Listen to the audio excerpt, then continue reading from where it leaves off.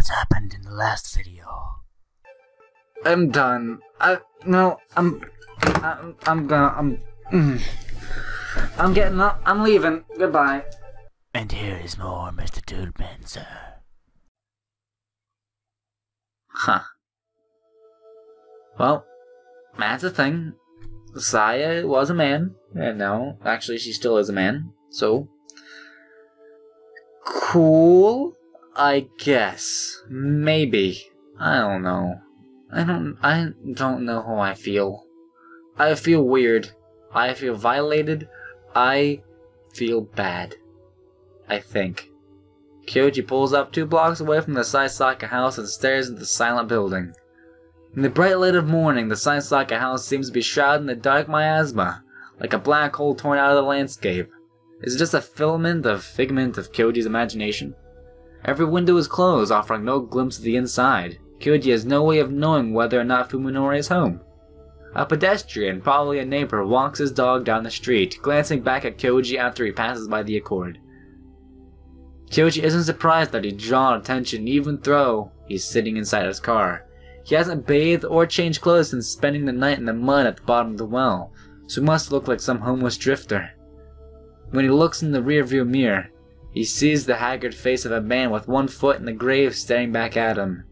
It's hard to believe that the unshapen, tired face was really belonging to him.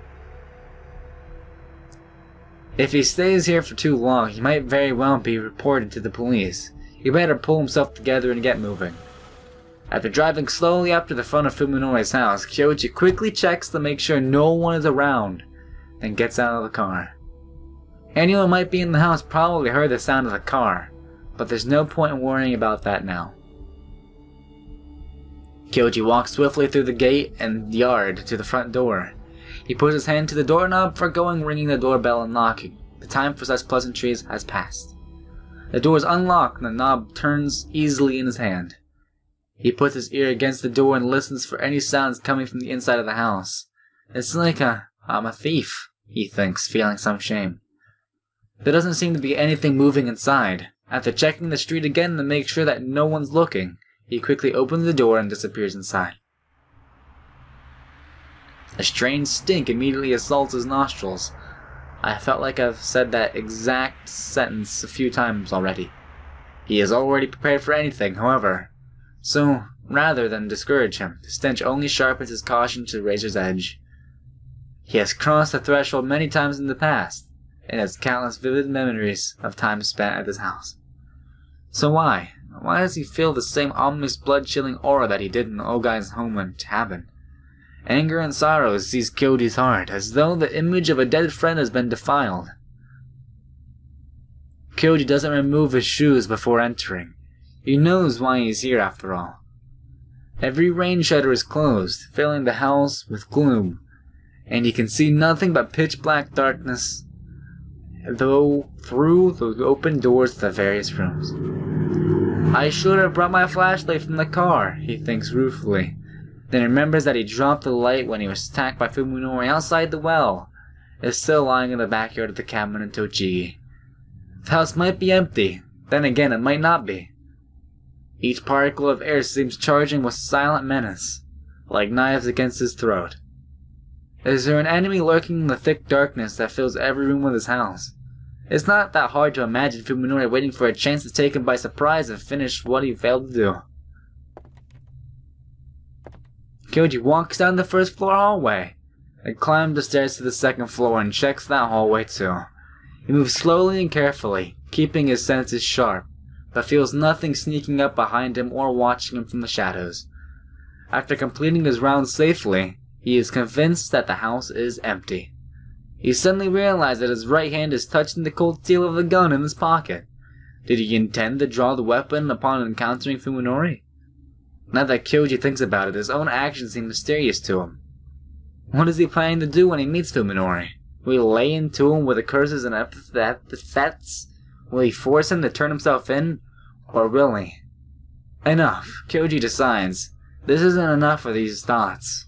This isn't time. If he keeps thinking about it, he'll stop moving. If he stops moving, the crushing fear will paralyze him forever. Right now, he has to forget about such hopeless questions and keep marching ahead. He has to close the distance to his prey.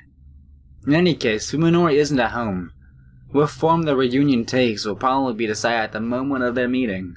All Kyoji has to do is not hesitate. Still, why does the whole house smell like stagnant water? It's been 3 months since Fuminori shut his friends out of his affairs. Just what kind of life has he been leading all this time?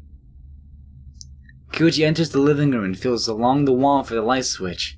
The moment he flips it on, the answer to his question is revealed. What? How far has Fuminori gone? Kyoji realizes that this is the first time he has encountered Fuminori's insanity in visible form. From the dust piled in the corners of his room, it is clear that the paint has not applied recently. How many nights has Fuminori spent surrounded by these maddening arrays of color? Why, if such obvious signs were available, why didn't Kyoji realize that something was wrong before it got this bad? Was he deaf to the dying screams of Fuminori's sanity as it crumbled away? Was their friendship really so worthless? As he stands petrified in the unfamiliar living room, Kyoji detects his anger entirely at his own powerlessness. If he could, he would be nothing more than to apologize to the old Fuminori for not helping him in the lonely battle against his suffering. Kyoji feels that he might have been able to save Fuminori. Perhaps he is arrogant to think so, but if so, it is arrogance born of kindness. Kyoji passes through the living room and opens the sliding door that leads to the kitchen. When he enters, he finds that the most disturbing of the many stenches that have been torturing him at his strongest here. Blood. The room was redolent of the smell of countless layers of blood grown and stale over time. He peers into the well-used sink. Around the rim he sees faint brownish-red blotches of water alone couldn't rinse off. Even more unmistakable are the stains of the dish rag. Such stains are proof that many dishes were washed here, over and over again. But with what cloth would have been used to wipe and make off the color? Kyoji stares at the refrigerator next to the counter as though it were something unbelievably terrifying. He stands motionless until he is able to work up the courage simply to touch it. Then he steels himself, grabs the thick handle, and opens the door. First to check the freezer, then the refrigerator. The large freezer is packed with frozen meat of varying shapes and sizes. As each piece is wrapped tightly and frosted over plastic, he can't tell what kind of meat it is. The meat in the refrigerator, however, has already been thawed for consumption. For a while, he could only stare in disbelief at the 5 fingers beckoning to him from the back of the compartment. They are long and slender fingers of a woman, their bluish tinge giving them the appearance of the waxworks. Kyoji is unable to remember what Omi's hands looked like, even though he kissed her fingers countless times. When he finished crying after his conversation with Fuminori, Kyoji promised himself that he wouldn't cry again. And, in fact, he doesn't. He regrets his decision, however. He indulged himself too clearly, too early. He would have saved his soothing tears for this moment, for he is now absolutely certain that the world that he knew was vanished forever. Now, at last, his doubts of Fuminori have been utterly obliterated. Kyoji pulls Ogai's revolver out of his pocket and wraps his hands around his grip like he would of charm. It is definite presence. It is promise of merciful absolute destruction. It's the only thing keeping his sanity intact. He will surely use it to kill Sasaka Fuminori. Not for revenge. Not for justice. But to reassure himself that this world is indeed governed by reason. For that purpose alone, he must eliminate the anomaly. He breathes deep, exhales, and lifts his hand before his face and stares at the spread of his fingers. Alright, he's not shaking. He is prepared to face his new objective. Kyoji sticks the revolver back into his pocket and pulls out his cell phone.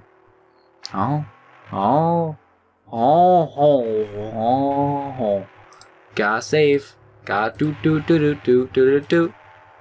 Saving time. Okay. Huh. Ryoko. I think it's Ryoko. If he calls Fuminori, he's going to probably... You know what? I think it's good to call Fuminori, because it'll end it.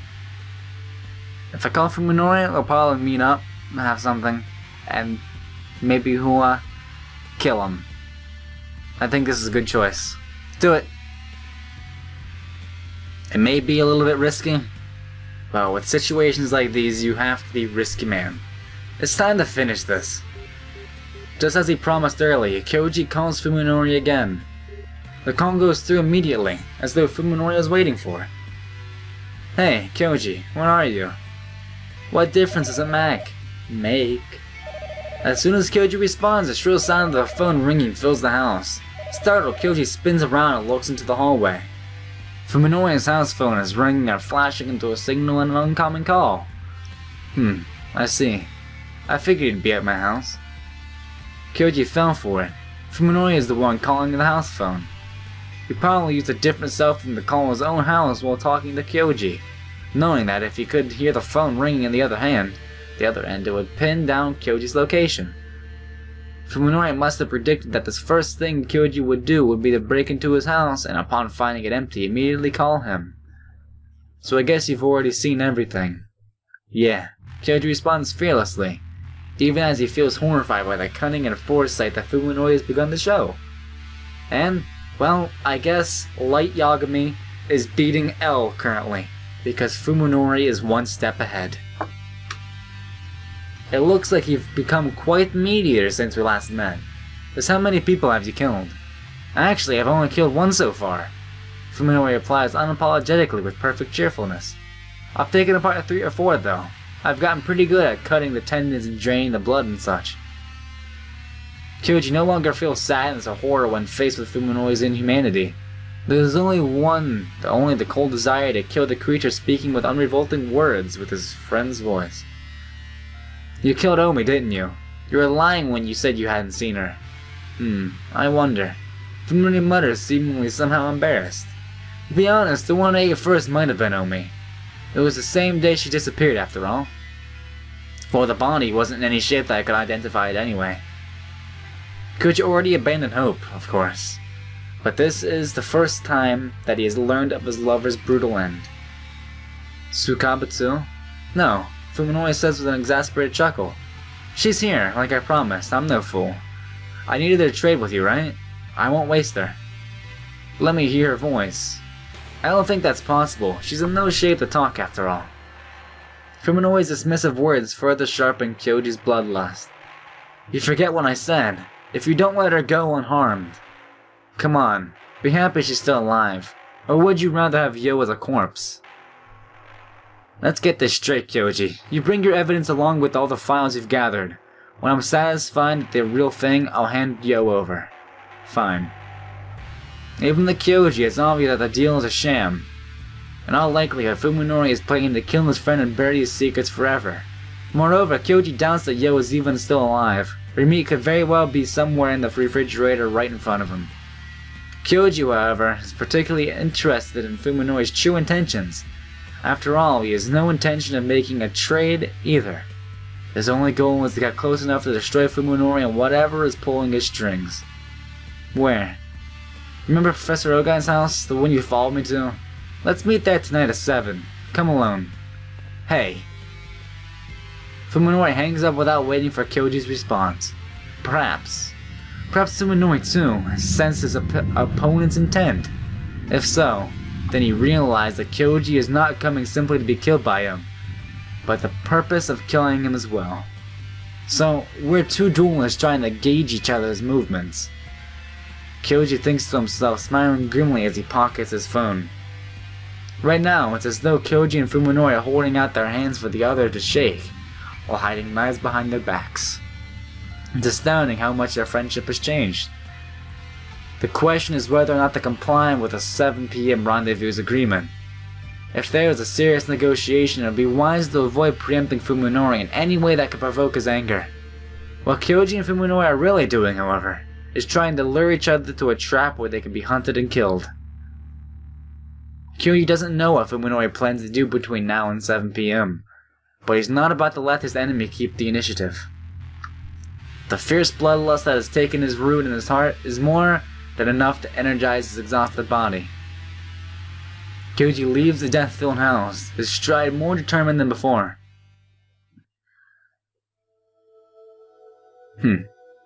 Well, we gotta see Fuminori's thoughts now. Let's see if he's actually going to kill him. Psst. Hey you. You know how I don't usually do intros like this because it removes immersion and stuff like that? Well, I'm going to. I'm gonna like sneak it in. You know why? Because look at that text. Look at the text.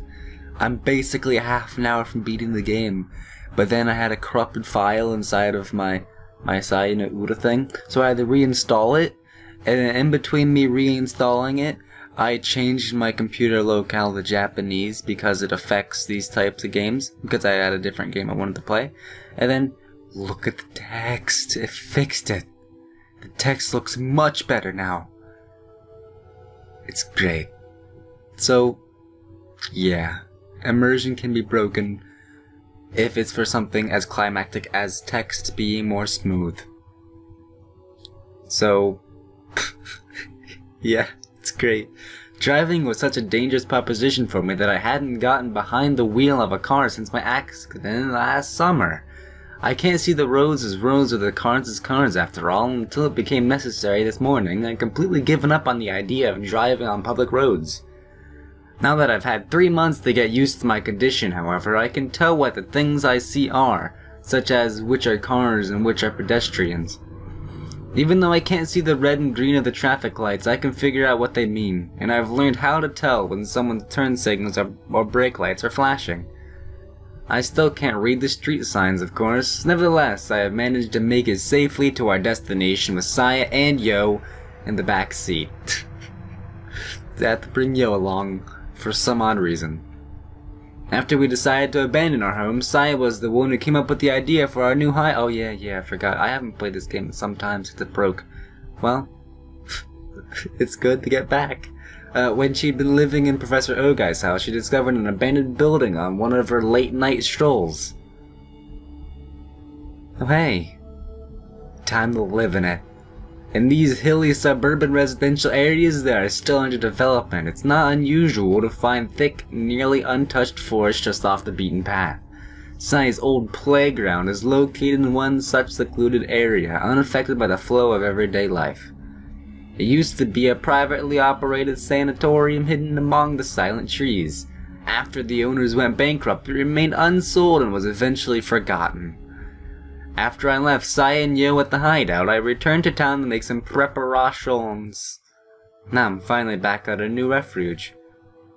So, we moved into this random abandoned building in the middle of nowhere? Great. I guess it's perfect for Mr. Fuminori there, because all he ever does is, like, sex and kills people. I guess a secluded area would be perfect for stuff in his nature. I like this ruin from the moment I first laid eyes on it. The mountains of the construction materials and other large trash littered the mud its front yard, forming a serviceable barricade. This place looks even less likely to receive unwanted attention than our house. Since all the humans appear as revolting as monsters to me, places they've been tend to stink or even seem to be covered in filthy slime. Empty ruins like these, utterly devoid of traces of human life, are the places I find super cool. I'm back, I called out, letting them know that I am not a stranger. A stranger wandering a random abandoned building just a moment after they moved in.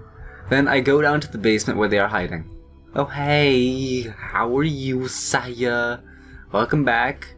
Were you okay with the car? No, I hit like 3 people. I think I ran into a stop sign. The cops tried getting me, but of course I am way too fast for them, and I live in the middle of nowhere, so they wouldn't know where I am right now.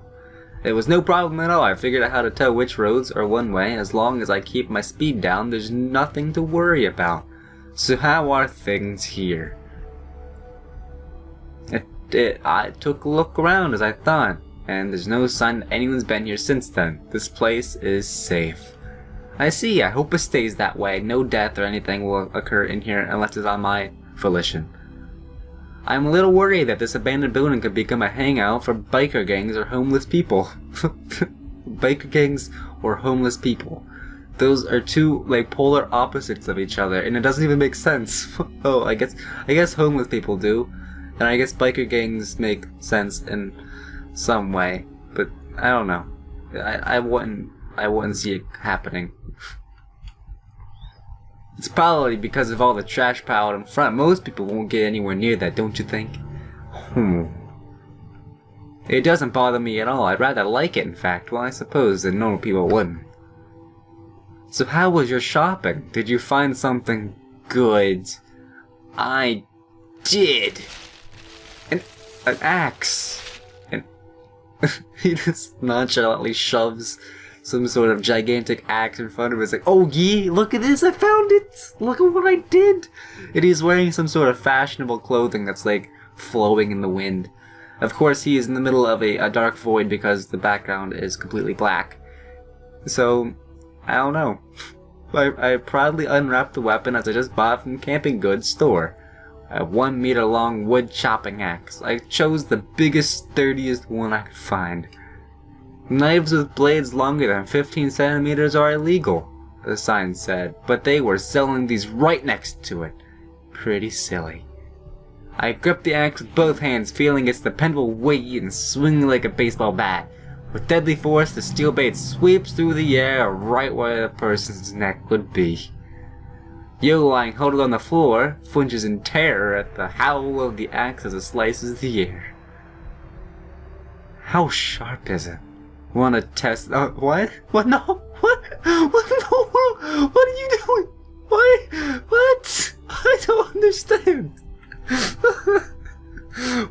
Why on Yo? What did she ever do? That would be a little... I definitely wasn't expecting Saya to say anything so brutal. You don't need to worry, Yo's new body can heal pretty easily from cuts and such. Even so, I'm sure it'll hurt.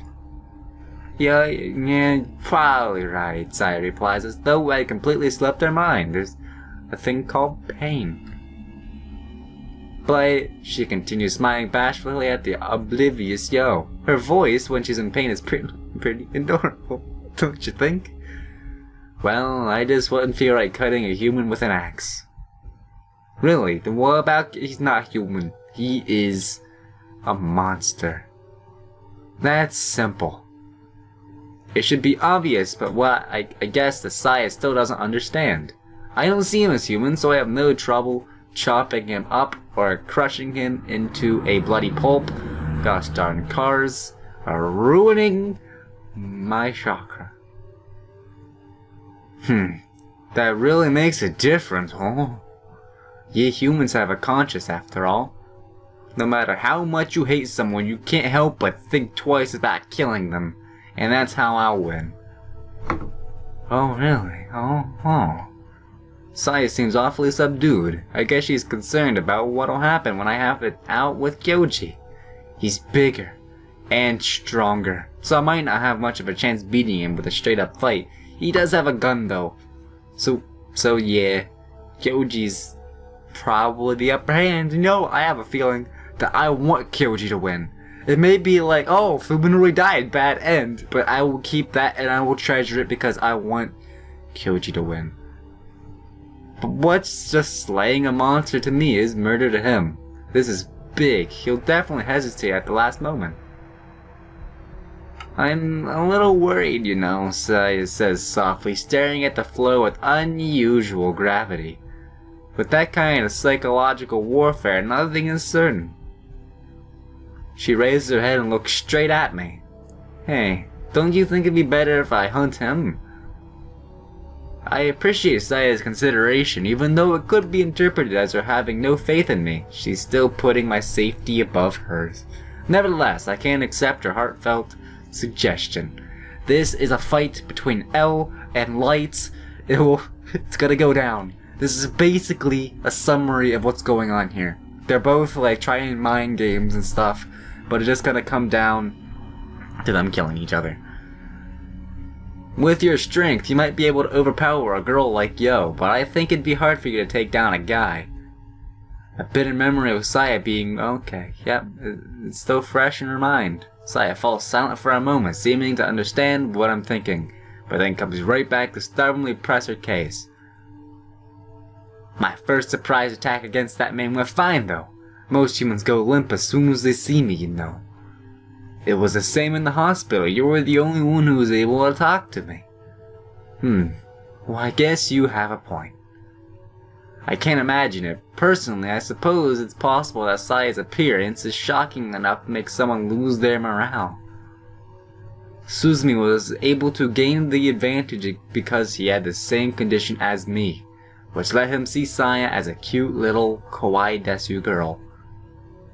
Fear doesn't necessarily make people weaker, however, depending on the situation, it can even send someone to berserk rage and make them harder to put down. In other words, such a tactic would be the same. Uncertain psychological warfare that Saya is worrying about. Alright Saya, how about this?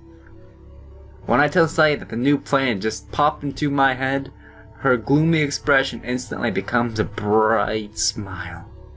That's perfection! You're so smart, Fumnoi. Oh, not really. It's not really a great plan, but I guess the fact that it lessens the risk for me is enough to excite her. She's so easy to please, but that's cute too. So when when is he coming? Come on, I got a call from him this morning. For now, I've sent him to an unrelated place. I'm thinking I should shake him up a little. It'd be best to take care of him after it's dark, don't you think? Yeah. When the time is right, I'll lure him here and finish him. No one will notice anything if we do it here. We're finally going to get another human's meat, oh boy. But it's going to get right here. There's no refrigerator. Why don't we use it to trap other animals? It could be bait for stray cats or crows. Why don't you go home and pillage everything after you kill them? So you can bring them... Oh yeah, there's no like electricity, is there? It's just literally wood in the house shape. Okay, I understand. You can hunt and then just leave all the other meat that you do not use to rot after you kill them. That's too dangerous, that somehow they got away with the meat. Someone might find it and make a lot of trouble. I see, but wouldn't they just understand that it was probably an animal that killed them or something? I don't know. Humans are extremely dangerous, and their filthy, stinking bodies make me sink just by being nearby. Ironically, however, nothing tastes better than their meat. I truly regret having to leave behind everything in our refrigerator. Oh, there's a lot of animals living in the forests around here. I don't think we'll have any trouble finding food. We have 3 mouths to feed, you know. Are you sure? Leave it to me. I may not look it, but I'm good, huh? I'll tell you what. I'll be sure to get lots for us. Okay. Looks like you're going to be the breadwinner of this family. Saya giggles happily at my praise. I find these childish qualities of hers adorable. I wonder how long we'll be able to relax this time. Because of the casual way she says it, I almost miss the emptiness to which her question leads. How long, I wonder? Saya is right. This won't last forever. No matter how safe this hideout might seem, we will have to abandon it eventually, just like when I failed to silence Kyoji. The slightest mistake could put our life together in jeopardy. Some dumb kids might decide that this old ruin is a good place to test their courage, or this land might be targeted for new development. In order to be together with Saya, I've chosen to live differently than other people. We will probably never be able to find peace in this world teeming with humans, not unless we somehow escape from it. I think it'll be a long journey. I pull Saya into my arms and fold my hands around her slender shoulders and then whisper. But life is like a journey anyway. Nothing stays You know, that is a direct quote from Clanad. That is a direct quote from Clanad. The only question is whether you watch time pass by or are swept up in its flow. I guess you're right. Saya smiles softly, perhaps in resignation, perhaps in sadness. Either way, there is peace and contentment in her expression. We'll be together though, so I'm not lonely. You're not either, are you? No. Good, I have no regrets. As long as I can hold Saya in my arms, I will gladly pay any price. And besides, she adds brightly as though trying to cheer me up, I know that one day we'll be able to live without hiding from people. I can promise you that. It sounds like a fairy tale, but for some reason she seems almost absolutely certain. She's gonna probably brainwash the entire universe or something to make them all like me. That day may be tomorrow, or it might be far off in the future. Even I don't know when the sign will come. It's my first time after all. I am a bit scared. I have no idea what Saya's prophetic words mean, but it isn't the first time that she said or done something mysterious. She's performed unbelievable miracles any number of times. So there's no hope for us too? Yeah. Oh, there is hope. We have hope. Hope! Yeah. Saya nods cheerfully. I'm sure that'll be my last present to you, Fuminori. My first final duty.